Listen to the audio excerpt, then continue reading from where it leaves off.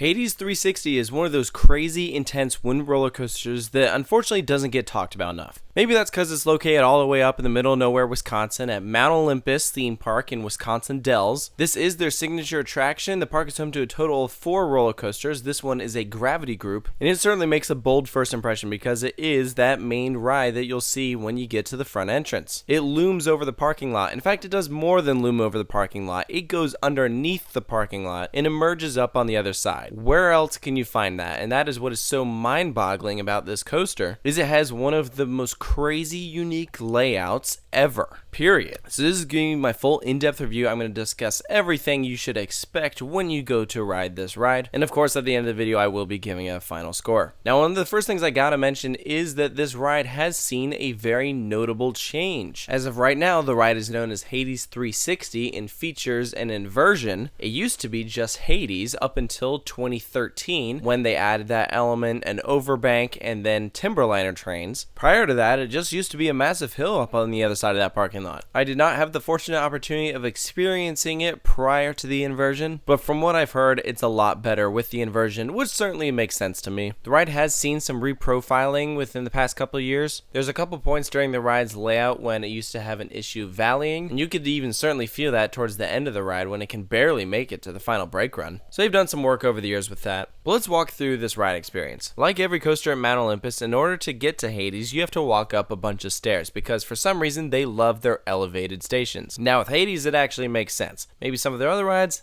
not as much. But one of the coolest things about Hades is that it has an amazing pre-lift section. This is an area of the ride that takes place before you hit the lift hill. It doesn't require a launch, a chain lift, anything. It's all gravity powered because that station is elevated. So for that reason, this is probably the coolest pre-lift section ever. You won't find any theming during it, but it is certainly intense and provides what is arguably the best airtime moments on the entire coaster. Again, before you even hit the lift hill. Now to get those moments, you gotta be sitting towards the rear of the train. And actually, while we're on the topic of the train, note that Mount Olympus will not run Hades unless it is a full train, because like I mentioned, it used to have a valleying issue, and so they make it a statement that we will only run this coaster if the train is full, which probably sucks on dead days because then you're sitting around waiting for people to show up, even though they don't need to do that anymore because once they did some reprofiling, add the new trains, it can make it around the course fine. When you board the trains, they are the standard gravity group trains with one major exception. This ride does have a seat belt. It is the only gravity group coaster I have ever ridden that actually has a seat belt. One thing that I like about the seat belt is it's not restrictive. You won't even notice it's there, but it does act as a secondary precaution. So go figure, Mount Olympus, a park that is famous for some of their rides not being totally safe, is being extra safe with a ride that doesn't necessarily need it. You'll find it just to the side of the restraint, which if you've never ridden in a timberliner train, one thing that I do like about these restraints are how comfy they are, and that lap bar will not come down on you further during the ride experience. So if you dispatch and you have a lot of room, you're gonna get some sweet airtime. So anyways, once you pull out of the station, you hit a crazy drop, and this is absolutely when being in the back seat comes in handy. You get yanked over that hill, and it is wild. I really do like the front row on this coaster. It has its benefits at other moments throughout the layout, but it's moments especially like this one, it's like, okay, yeah, you want to at least get a back row ride on this at some point if you can, because it will amaze you some of the ejector airtime you experience. So anyways, you drop out of the station and you pop up into a double down. If you've ever experienced a double down, then you know that the second hill is typically the one that sends you flying out of your seat, and this one is no exception. It's a great moment. It's not better than the drop out of the station, but I'll tell you a moment that is better than the drop out of the station. After that double down, you fly around a right hand turn, and then you go into a twisted airtime hill, and when you're sitting in the back for this twisted moment, holy cow, you go flying. That right there and the drop out of the station are the two best airtime moments on Hades 360, and you have not hit the lift hill yet. So wow, what a way to make a first impression, am I right? So you swing left and you hit the lift hill, and all that momentum really sends you flying up the lift hill, so you don't really have that slow climb at the beginning like you get with a lot of roller coasters. This one, you hit it with quite a bit of speed and then climb up to a height of 136 feet. When you're standing in the parking lot, man, does it look a lot taller than that. You crest over and you plunge into the underworld, aka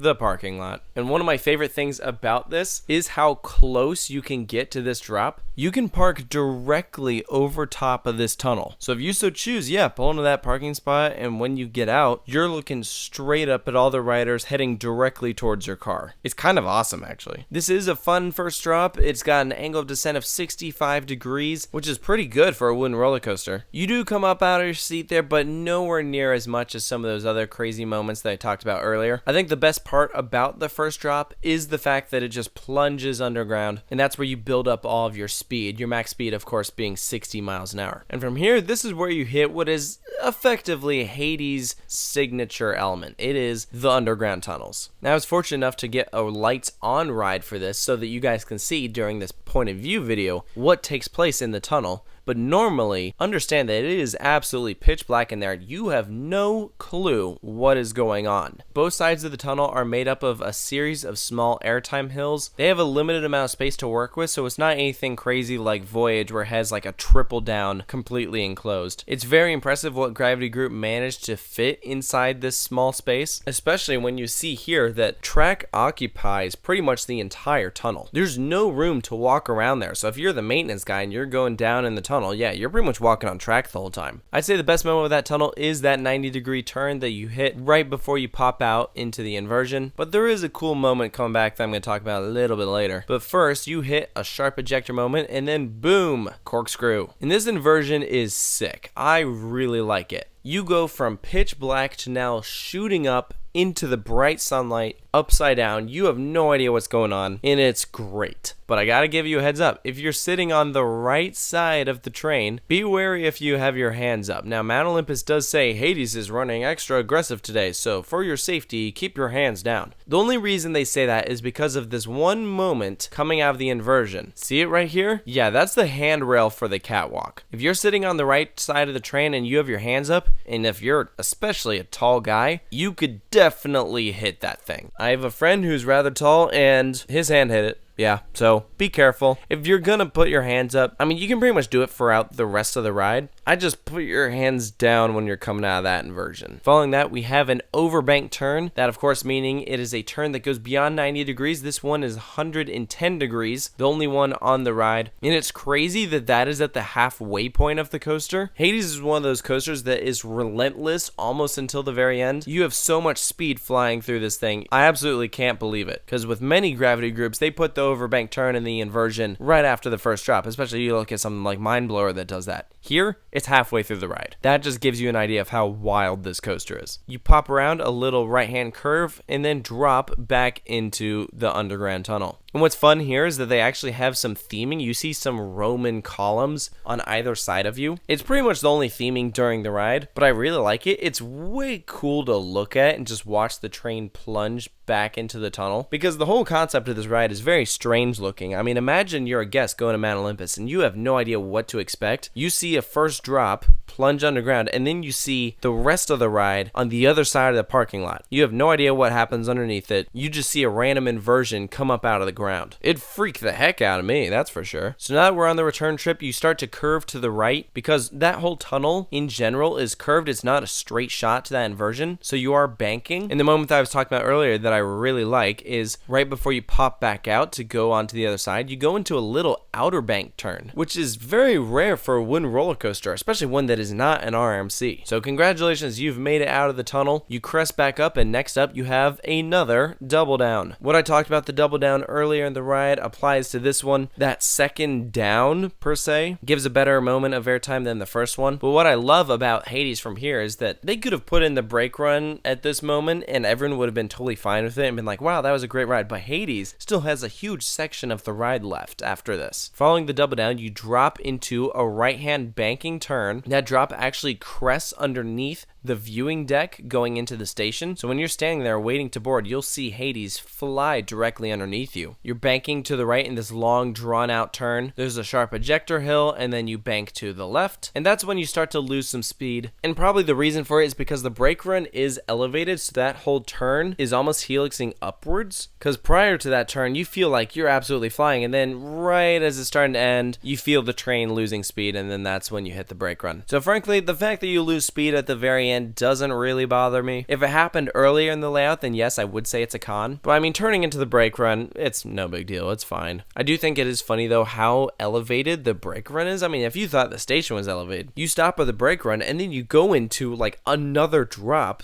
that sends you into the final brakes in the station. It's so weird. It's like, why? I don't know the logic behind it. So that concludes Hades' ride experience. The thing that I gotta mention before I give it a final score is this is not the smoothest coaster out there. And if you've been to Mount Olympus, then you know that their coasters are rougher around the edges. Either their maintenance team isn't as thorough as other big corporate parks, or they just don't do any maintenance at all. I mean, I don't know. I wouldn't put it past them. Gravity Group did do some retracking on Hades for the 2018 season. So if you rode it prior to that year, then it's likely then you got a significantly rougher ride than you would if you rode it now. I didn't think the roughness was too bad. I thought it was tolerable. You'll probably get a headache if you ride this repeatedly over and over and over without, giving yourself a break to sit down, drink some water, that kind of thing. But in general, I'd say don't go in expecting like the smoothest wooden coaster out there. I mean, this is not RMC wood coaster smooth. And I know I said this in the rider cam video, but I mean, the roughness, it gives it character. Would the coaster be as intense if it weren't jaggedy around the edges? Maybe. But I think the fact that it is a little rough at times adds to the fact that this ride just feels out of control in general. And understand that when I call this coaster rough, I'm not talking about the transitions, the profiling, all of that is done very well. I suspect it has something to do with the Mount Olympus maintenance department, but I don't know that for sure. But for Hades 360's final score, I'm giving it a 9.5 out of 10. This is a freaking awesome ride. Should you go up to Mount Olympus to do it? I mean, if this was the only coaster you rode at Mount Olympus, you're still going to be glad you went. The things that bother me about this ride more so are the way Mount Olympus runs it, and I think that's more of a park issue, not necessarily a ride issue, so I'm not deducting any points because of that. Judging it strictly by the layout and the actual experience on the coaster, I think the ride is ridiculously insane. I don't think it's in my top 10 wooden coasters, but I know people who it absolutely is in their top 10, period, just in general. But just because it's not in my top 10, don't take that as, oh, it must not be that great, because the ride is really awesome. For sure. But that's going to do it for my review of Hades 360 at Mount Olympus Theme Park in Wisconsin Dells. Let me know down in the comments below if you've ridden this, if you agree with my thoughts. If you disagree, let me know why. And of course, make sure to stay tuned for more reviews here at Coaster Studios, and I'll see you next time.